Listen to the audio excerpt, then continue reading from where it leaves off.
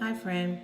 I was talking with a first lady earlier today, and we were just talking about grief, and I started thinking I really hadn't done a video. I've kind of done one for Christians, but not for preachers' wives, that kind of thing. And it really just kind of hit me hard talking with her. And so I wrote something that if you're Christian, it'll relate to you. You can relate to the majority of it.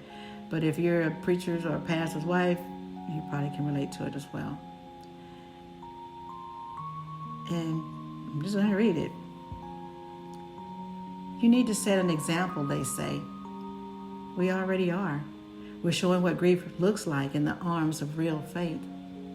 Not a polished faith, not a perfect one, but a faith that trembles and still shows up.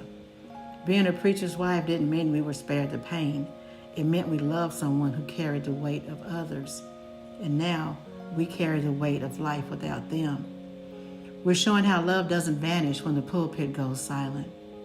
We're showing how the one who once prayed over us is now the one we weep for in the night. And yes, sometimes we may get mad at God. Sometimes the silence feels louder than any sermon.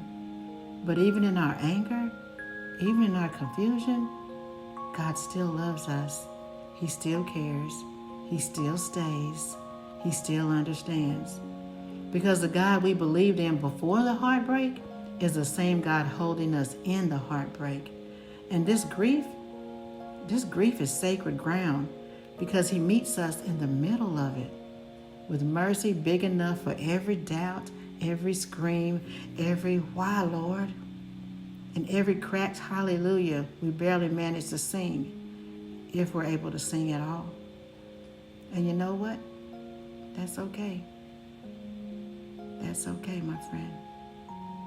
One moment at a time, one breath at a time. Baby steps.